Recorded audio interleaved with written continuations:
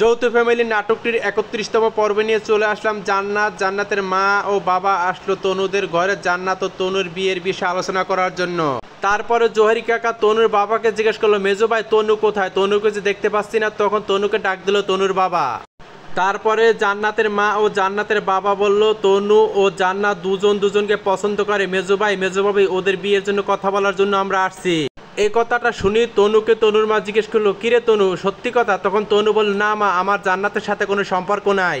তখন জান্নাত উঠে বলে, কি বলতেছো তনু তুমি এসব কথা? ওখান থেকে তনু আর জান্নাত উঠে চলে গেল। তারপর জহির কাকা উঠে বলল, মেজো ভাই মেজো ভাবি তাহলে আমরাও চলে যাই। তখন মেজো ভাবি উঠে বলল, জহির চা খেয়ে যাও। তারপরে তনু ঘরের ভিতর যে বসে বসে কান্না করতে আছে।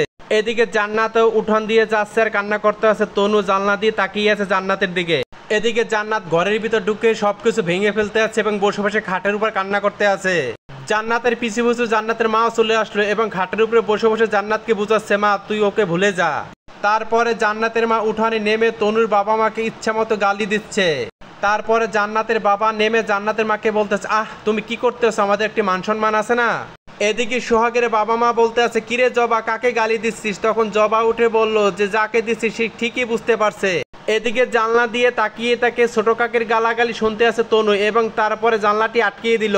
তনুর বাবা তনুর মাকে বলতে আছে, দেখতে আছো ছোট কিভাবে গালাগালি করতে আছে, নেমে জবাব দিব নাকি? এদিকে সকালবেলা সোহাগের আব্বা যাচ্ছে অফিসে। তখনই সে দেখতে পেল তনুর বাবা দাঁড়িয়ে আছে রাস্তার মাঝখানে। এদিকে তনু ঘর থেকে নেমে সোহাগকে ডাকলো। খুশি আর খুশির ফুফাতো বোন বসে বসে খেলা করতে আছে। তখনই হাজির তনুর বাবা খুশিদের বাড়িতে ব্যাগ ভর্তি মিষ্টি নিয়ে।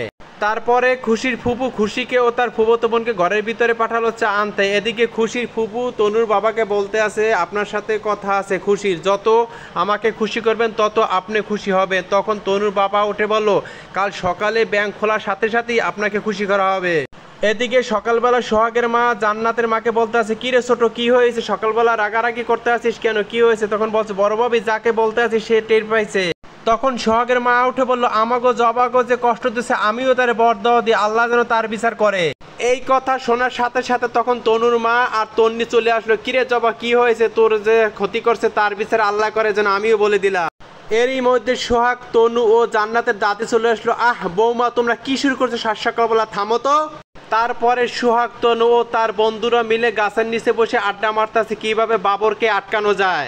এদিকে সোহাগের বাবা তার মানে খুশির বাবার সাথে বন্ধুত্ব, তাই তারা দুই বন্ধু ঘুরতে আসে আর খুশির বাবার জায়গা জমিগুলো সম্পর্কে জানতে আছে ও জায়গা জমি দেখতেছে কত করে দাম।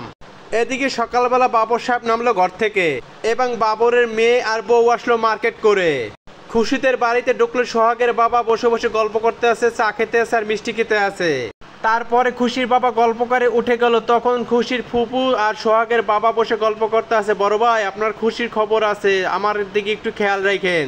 এদিকে সোহাগের বাবা বাড়ি যাওয়ার পথে দেখে তনুর বাবা দাঁড়িয়ে আছে। তখন বলছে, কি রে মেজো তুই বাড়ি যাসনি এখনো? এদিকে আবার বাবর সাহেব ঢুকলো আঙ্গুরির বাড়িতে এবং ঢুকে গায়ে আতর মাখতে আছে, তার কাছে ঢুকছে ইটিস পিটিস করার জন্য। তখনই বাবর সাহেবকে আটকানোর জন্য পিছিয়ে নিল তনু সোহাগ ও তাদের বন্ধুরা। এখানে ৩১তম পর্ব শেষ। ৩২তম পর্বটি দেখার জন্য সকলকে অনুরোধ রইল।